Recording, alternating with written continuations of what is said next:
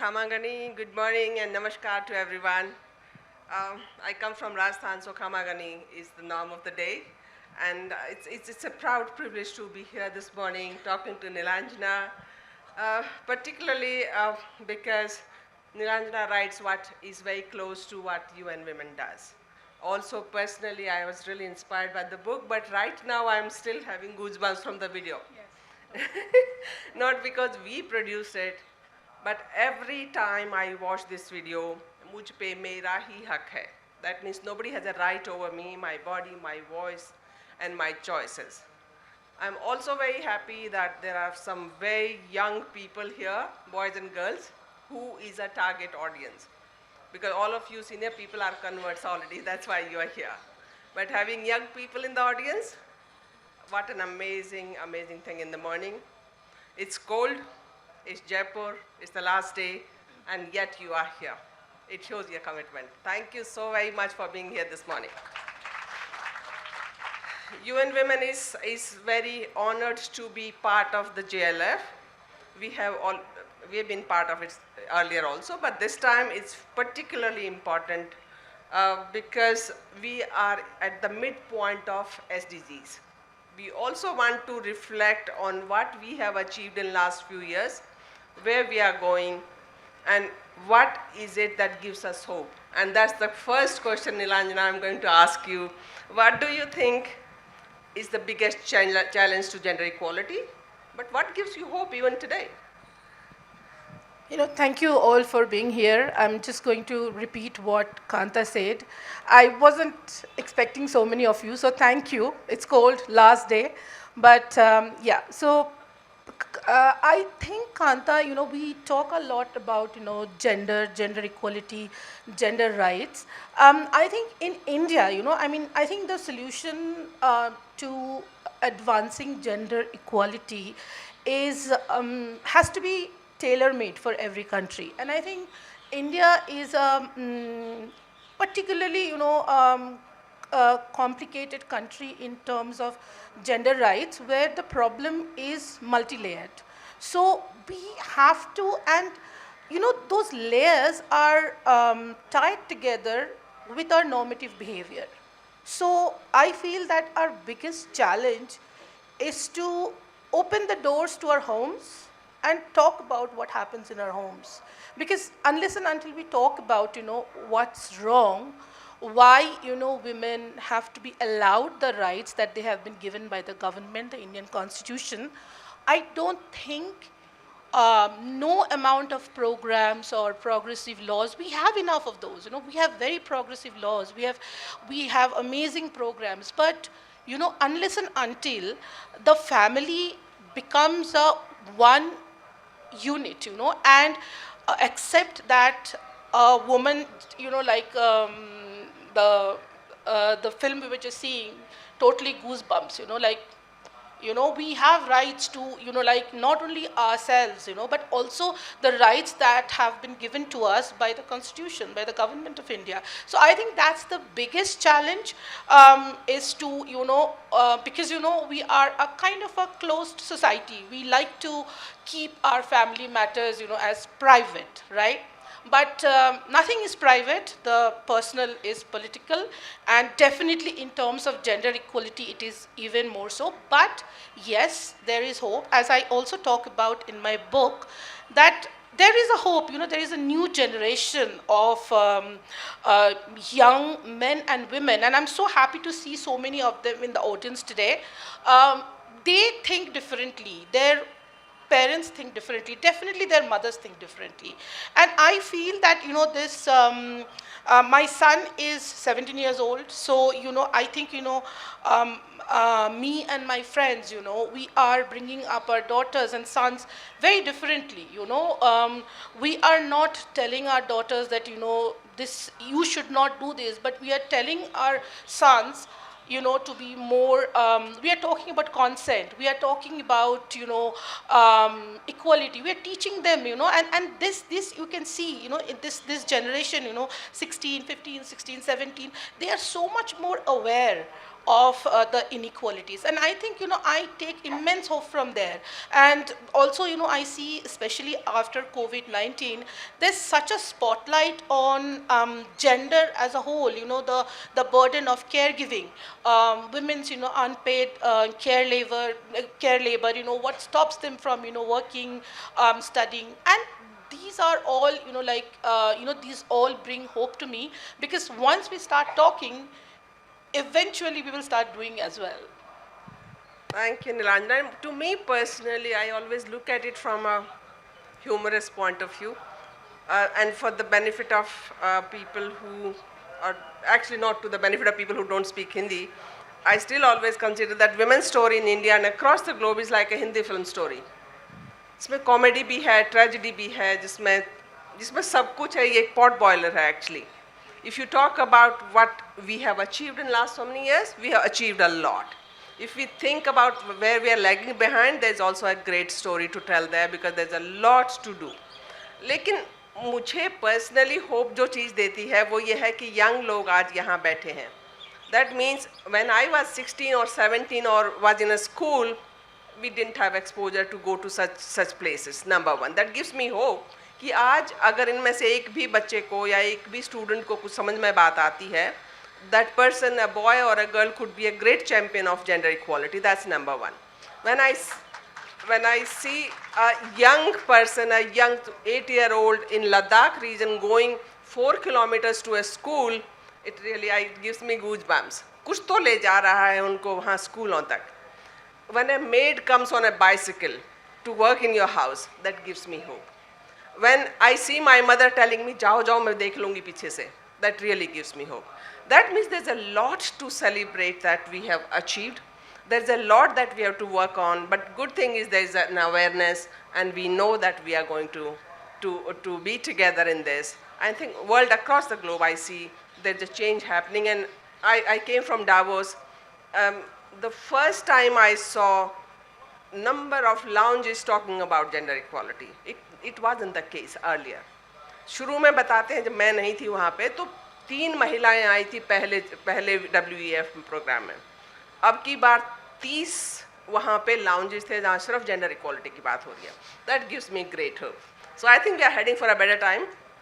On that note, Nilanjana, and I'm guilty of doing what your book says, that the lies we told our daughters, and I'm guilty of that. कई बार अपने आप को बचाने के लिए, कई बार अपने बच्चों को प्रोटेक्ट करने के लिए, all of us have told lies to our children. पता नहीं lies कहेंगे या उनको कुछ protection कहेंगे, I don't know what you call it, but very interesting title, and that actually forced me to read your book. What was the inspiration? So there's a quick story behind the title. When I first wrote the book, I called it Superwomen in Saris. And so I was trying to tell the story of this immensely courageous women, our mothers, our, female, all our female relatives, friends. I include, myself in that. You have to be extremely courageous to actually be able to, hold on to your job or career, and not being made to feel guilty about it at all points of time. So, but then, as I started writing the book, I suddenly realized one day I was writing the introduction and I wrote this, the last sentence, this is the lie my mother told me. And I was suddenly like, this is not a story of superwomen, because that is how we guilt trip women into doing more than they should be doing. Oh, she is a superwoman, she can do everything, which means, you have to do everything. Once you have been called a superwoman, there is no looking back. Then, you kill yourself, but you have to do everything. You have to, be a, amazingly productive worker at work. You have to be an amazing, super mother, like baking and cooking from scratch. I'm guilty of that myself. So all of that, and that line, I think, because by the time I had finished the book, and it felt like it was not so much a story of, and I also didn't want to, sort of perpetuate this superwoman, this term, because that term in itself is very patriarchal, because it imposes impossible burdens on women. So then, I thought, that, and then I started thinking about, all the things that my mother told me, that, study, do not, get distracted, because if you study, if you get a job, your life is going to be different than mine. It's not though. She has a different life, I have a different life, but our struggles are still the same, if I am coming to Jaipur Lit Fest, I have to think of, how many days exactly can I leave my son alone? Sure. His board exams are going on. So these are the natural thoughts that come to me. It will not come to my husband. He's also a journalist, he's also a writer, but he knows I am there. I am the backup. But for me, not that he's not the backup. He comes down to allow me to travel. But that thought doesn't strike me till late. My first instinct is I must do it all. I have to do it all. So I think, that at that point of time, after 100,000 words have been written, I realized that superwomen in saris would be a lie.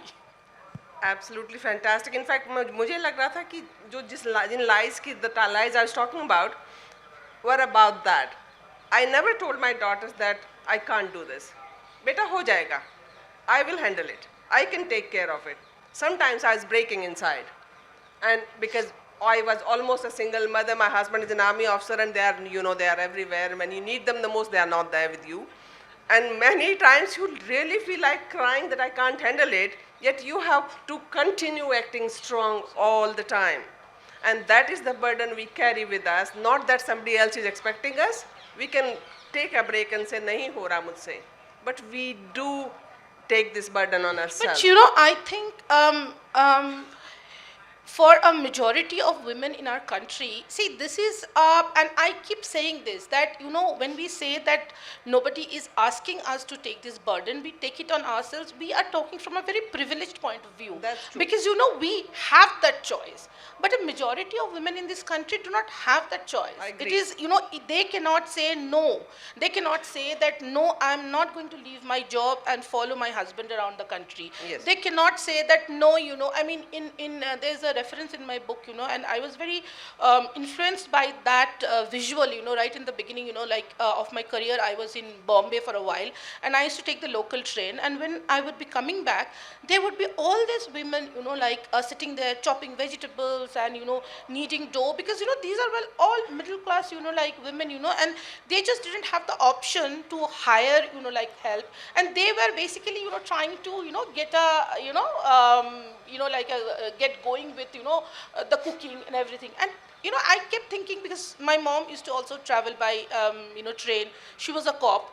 And I used to think that I knew my mom won't do that. And that's where, the privilege comes in. So I think, we can say no to a lot of things, but we don't do it because we have internalized that, to have it all, we must do it all. So, but it's not a choice for a majority of women in this country. I completely agree with you, and even in my case, there was no choice. I had to take care of everything. There's a very interesting chapter in your book that starts from early childhood when all of us are growing up. I remember when I was 8-year-old, my mom would tell my brothers कि इतनी ज़मीन है घर में और इतनी हिस्से आ जाएगी चारों भाइयों के. And as a young child, you don't understand where will you go, where do you belong, and your fifth chapter talks about son preference.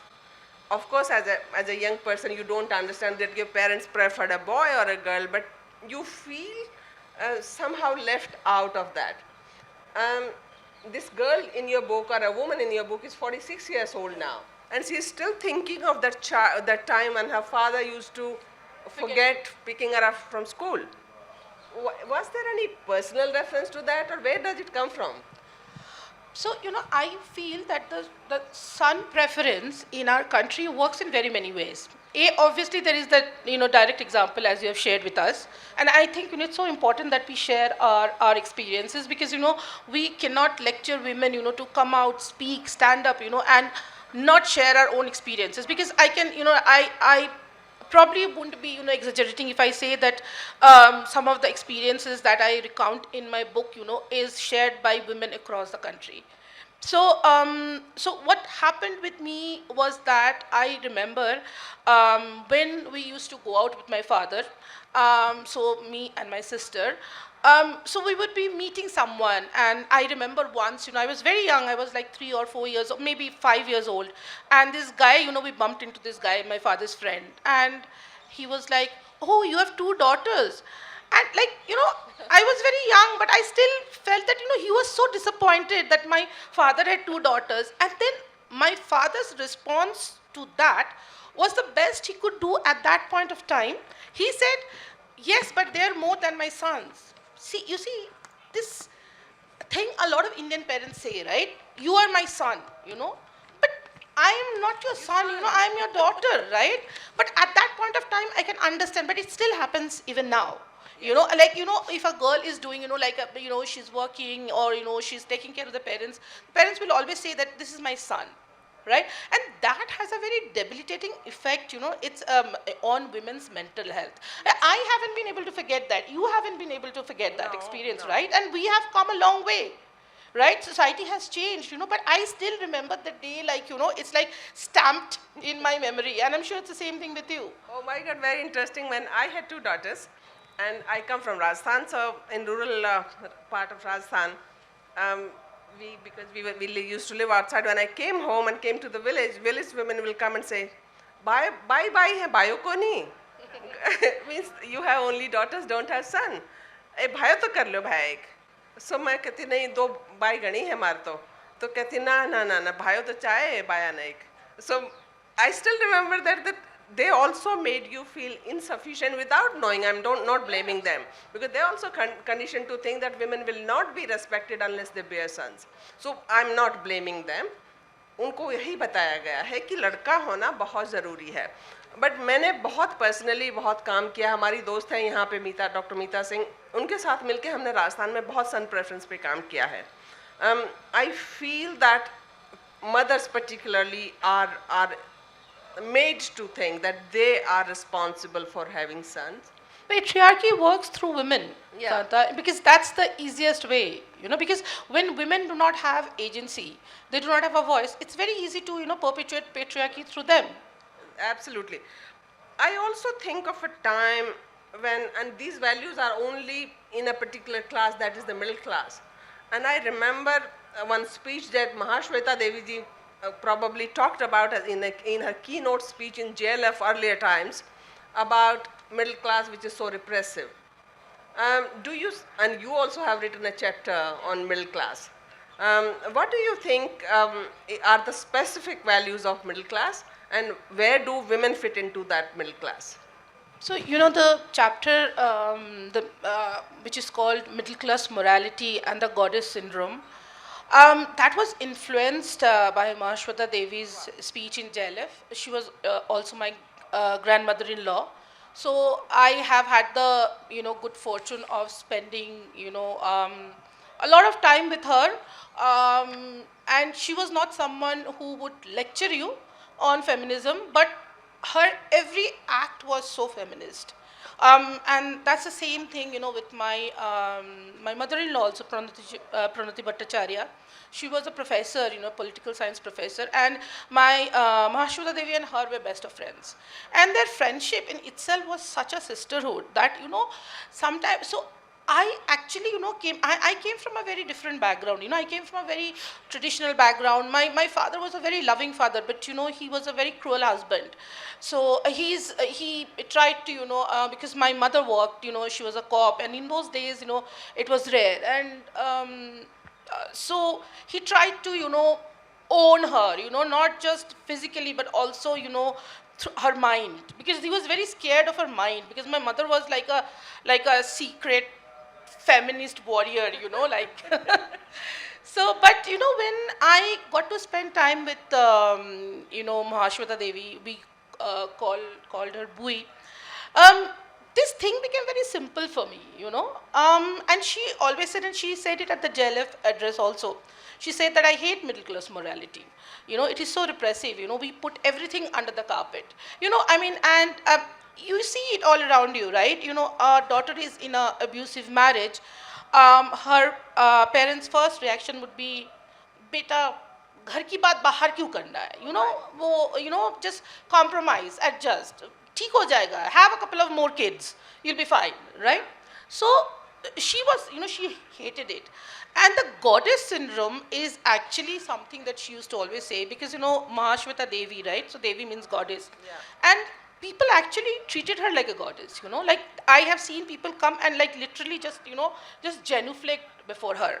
And she hated that. I remember a conversation with her once, and she said that, I'm a human being, they just don't let me be a human being, I'm a very normal, woman, I have, my wants, I make my mistakes, I learn from them. Yeah. But, when they put this tag on you, Devi, goddess, you are not allowed any mistakes at all. Not a single mistake. You cannot have a personal life. You cannot, deviate from whatever is socially acceptable. And then, like, when you, sort of, like relate that to lives around you, lives of women around you, you see that that is happening all the time, right? Completely agree with you. When I got married and I came from a hostel, and used to study with boys, and my husband would say, don't talk to men, don't talk to army officers. And I used to say, hey, that's who I am, and that you deal with it. थोड़ा difficulty हुआ मुझे adjust करने में, and I'll be very honest, because वो एक शेर नहीं है कि उन्हें ये जिद की मुझे देख के किसी को ना देख, मेरा ये शौक की सबको सलाम करती चलूं. So मुझे लगता था कि सभी friends हैं, there's no difference. वो कहते थे मैं प्यार करता हूँ इसलिए करता हूँ. अब मैं कहती थोड़ा कम प्यार करो, इतना प्यार मत करो कि मेरा दम घुट जाए, right? And that is the problem with men. I mean, कोई ऐसा abuse नहीं थी, मुझे समझ में नहीं आता था कि ऐसे क्यों किसी और से बात क्यों नहीं कर सकते हैं. So it's always a difficult step for women particularly to feel what to speak, who to talk to, who not to talk to. But your book also focuses heavily on women of a particular age. And I have many examples of women who I know who came to their own being in middle age. What were you trying to bring in here in the book on middle age? So my book is heavily focused on middle-aged women. Well, I am middle-aged. Who else am I going to talk about? So that, and actually, the genesis of the idea for this book was an opinion piece I had written for Washington Post, where I was basically discussing that the feminism movement has left a lot of women behind. So which are the women who have been left behind? It's the middle class women, because there's a lot of great work is happening on the grassroots. But now middle class women, the middle class women, like middle class by itself, is kind of average. We have average qualifications. We are just about, we have just the right amount of wealth. So everything is very so-so, And so, in middle class families, do educate their daughters. So nobody is really, and middle class, and this I'm talking from my own experience, of growing up in a middle class family. I was so grateful for the opportunity to study, to go abroad, to work, to marry, like someone of my own choice, that I always felt like I need to give back something. And the hold of patriarchy is so strong. You don't think of it as patriarchy, you think of it as love. Like you said, right? थोड़ा कम प्यार करो. तो मैं भी अपने पापा से बोलती हूँ थोड़ा कम प्यार करो, क्योंकि I went abroad, and I remember our course director took us for a drink, like a night out, and everybody was ordering drinks, and I am like, drinking? So I went out. I made an excuse. I went out, and I called my father, and I said that they're all having drinks. What should I tell them? So then my father goes, do they have brandy? I said yes, and he's like, oh, brandy is not alcohol, you can have it. So for the longest time, I only drank brandy because my father had said that it's not alcohol. He has allowed me to drink, Devi wala cognac sharab nahi hoti. Same. So I feel that that is a typical problem with middle class families, is that fathers are loving fathers. They will let their girls, daughters fly, but they will keep their wives in cages. You ask me. It doesn't work. I see so many young girls, especially on social media. They're talking about, extricating their mothers from abusive marriages. Yes. It is not supposed to be like that. The mothers are supposed to extricate themselves, but, they feel that हम बच्चों को बाहर कर देते हैं. Let us, liberate our daughters. हमारा तो हो गया. We will, manage. My mother says that, my mom says, like when I say that, why do you put up with this, my father is now bedridden, this is like I'm talking about a few years back. But now even when he's bedridden, he still has this hold over her. Like, he will want her to do everything. I mean, it's not, she's in her 70s, he's in his 80s, why should a 75-year-old woman, do, full-time caregiving? So, I think, so in middle-class families, we do this with our daughters, We say, dekho beta, hum tumhe kitna kuch de rahe, see, we have given you the permission to study, we are even, getting arranged love marriages done for you. We are arranging, you are loving, and then you are getting married. And then you are falling into the same, route that, we were there also. So that, I think it's a very middle class problem, maybe, a whole of India problem. And that is something, where I keep coming back to normative changes, Like, you are not, you don't have to allow women anything. Like, say, for example, property rights, right? Guaranteed by the Indian Constitution. My favorite. Yeah, guaranteed by the Indian government, right? How many women, will actually take on their families, to get a share in their properties? I know someone, I knew someone, who was like extremely, rich. So what he did was that he had 4 daughters and 4 sons. So in order that his ancestral property doesn't pass on to the daughters, because by that time the law had already come and they were a very progressive family, so they didn't really want to, not give anything to the daughters. So what they did was that they bought separate flats for the daughters, gave it to them, and the ancestral property, which was probably worth millions, went to the sons. But, they made sure that the daughters didn't have rights to that ancestral property. They got them different, set of properties. आपने बहुत अच्छी बात कही. Property rights are my favorite topic, and I've seen in many events where I spoke about property rights, men start leaving after some time when I say I claimed my property rights. Seriously, I'm not joking. Men think that I am a bad influence on other women because कि ये बिगाड़ रही है property की बात करी, particularly ancestral property. And we were talking about middle-aged Nilanjana, and I think in the middle-aged women come to realize that they don't have anything in their name. And cycle से लेके घर से लेके सब कुछ husband के नाम पे है.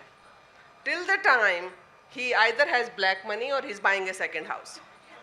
No, but that seriously, see, I'm not joking. When men share their, so for the longest time, I was very proud of my father because he, whatever property he bought, he would buy it in my mom's name. I was like, wow, I mean, and then I realized कि वो registration में वो मिलती है, छूट मिलती है. वो बहुत देर पहले की बात नहीं, वो 10 साल पहले की बात है. हाँ, but my mom was clever that way. She made sure that the property stayed in her name.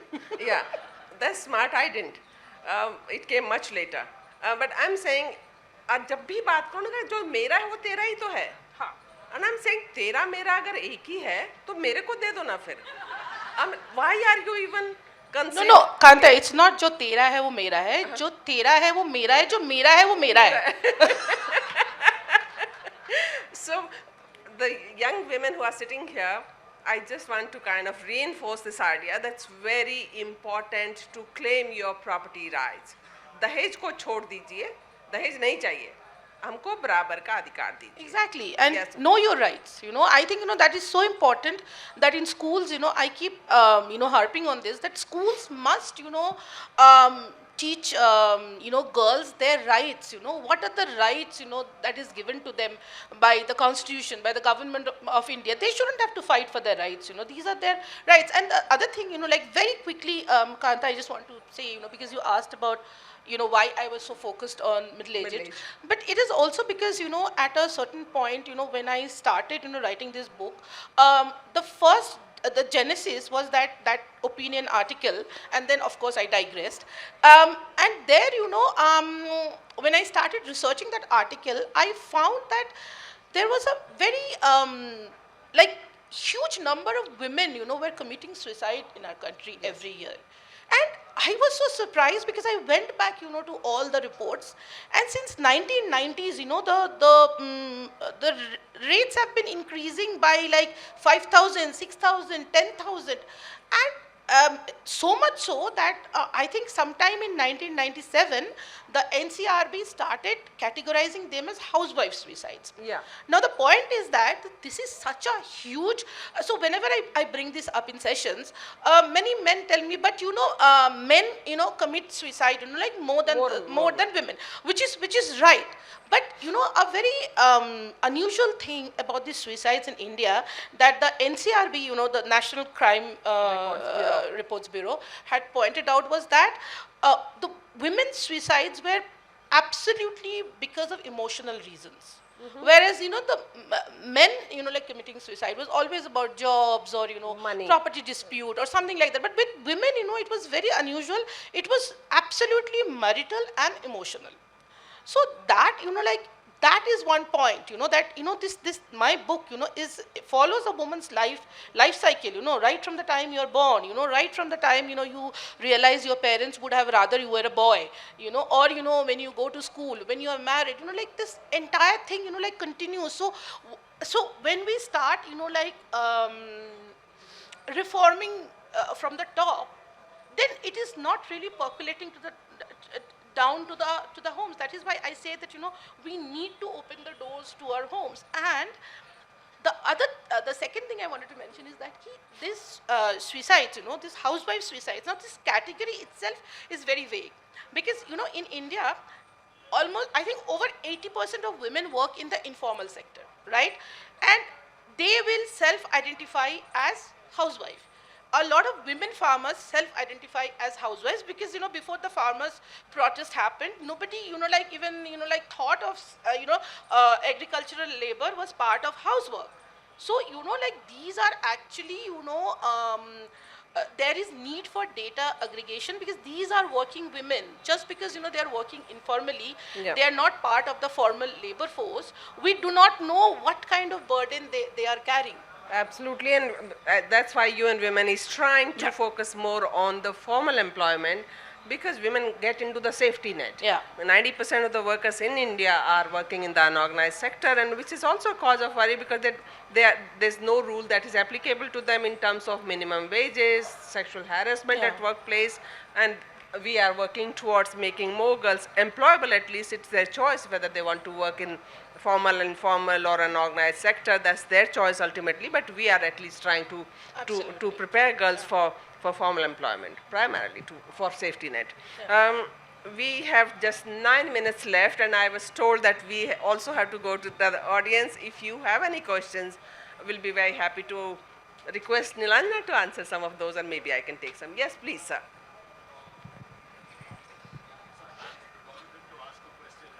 Sir. Would you dwell a little more on the rural sector? Because I think we've talked a lot about the middle class. But the problem, in my view, intensifies when you get into the rural parts of India. So would like to have your view on what exactly is happening on the rural part of India. And the second one, a quick question, is that this new trend of work from home, I think, has created even a bigger problem for our women, who find it even more difficult to assign time for work while being surrounded by all these pressures that they are subjected to. Absolutely. Thank you, sir. And Nilanjana, would you like to talk about rural women? Because I work only with rural women. But if No, you... please take it, yeah. Yeah. Because, she has important, please talk about Second Chance Education. Such an Absolutely. amazing program. So for the work that we do, we reach out to the most marginalized women who have not been reached so far, particularly women in rural areas and aspirational districts. We are also working in Rajasthan, in Bara, Jaisalmer, and also in Chittorgarh. सो हमारा जो rural women का काम है वो 3 ways है. We also one preparing young women for formal work. We work with women for entrepreneurship. But the most interesting and aspirational work for me has been getting the women back onto the education platform. We work with National Institute of Open Schooling, where we bring women to join the school again, not the day-to-day school, but open schooling, and help them on day-to-day basis to clear the exams of 10th class and 12th class. And I have such heartwarming stories to share with all of you that 70% of the women who we enrolled in NIOS have cleared for the first time, and thus the history has been made there. And sometimes, Nilanjana, you will see a mother and a daughter clearing their 10th class together. Yes. It's very, very nice. And we are working in many states, 8 aspirational districts, and these are all rural women. Many of them didn't know where to go. And now they have aspirations to go to class 12th and then do BA, Open Indira Gandhi Open National University.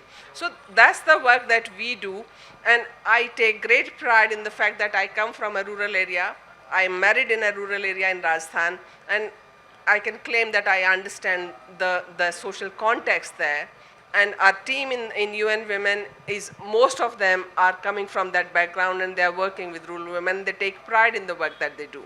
So thoda sa issues are slightly different in rural areas, but today when I talk to a young woman from a city or a young woman from a village, I don't see any difference in their aspirations, and which is great, because we should not be planning separately for both, other than the equity part.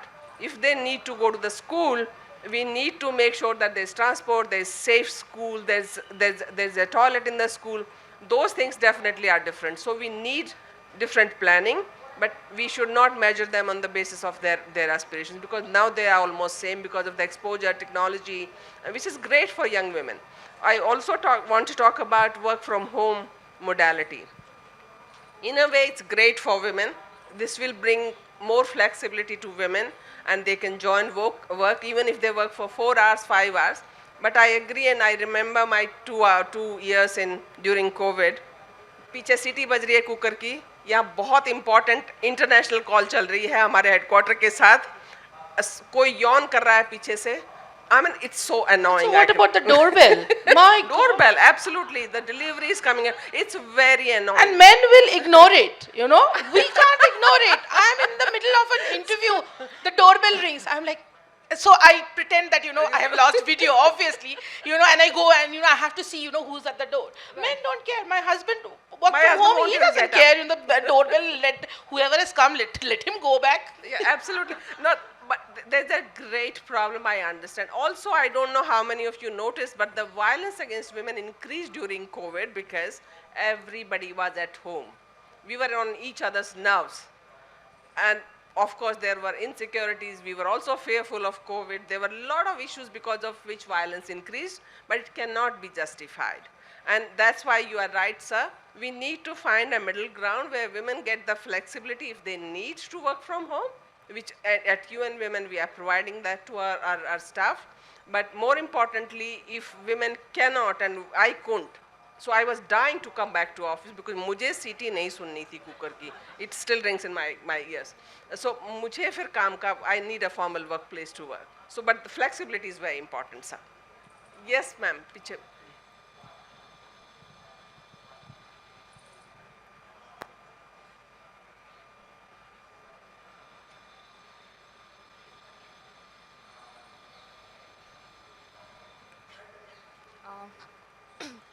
You mentioned about marrying an army officer, and I come from an army family, and I wonder if you've also noticed that towards their wives, their sexism is very benevolent, and towards the lady officers, it's very hostile.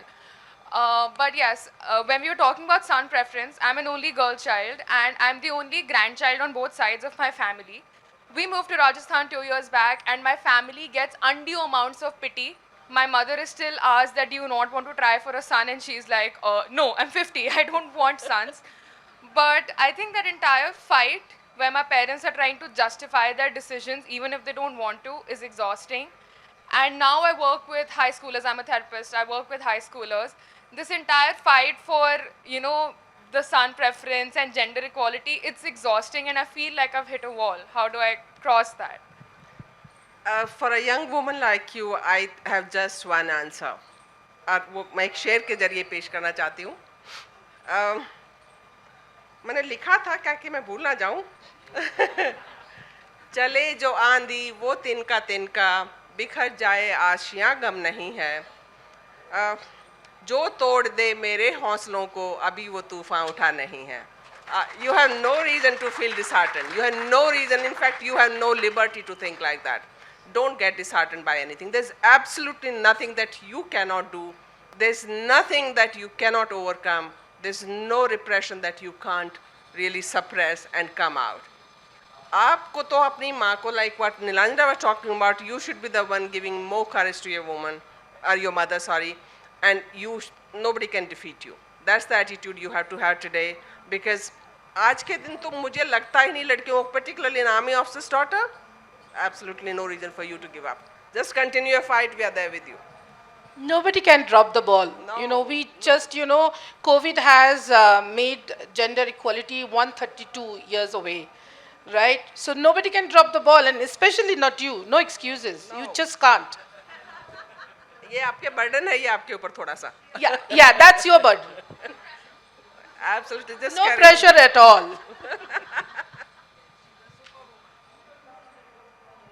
Did I hear superwoman? Please don't use that term here. I get triggered by that term. Somebody there, yes. Good morning, ma'am. I really enjoyed the talk.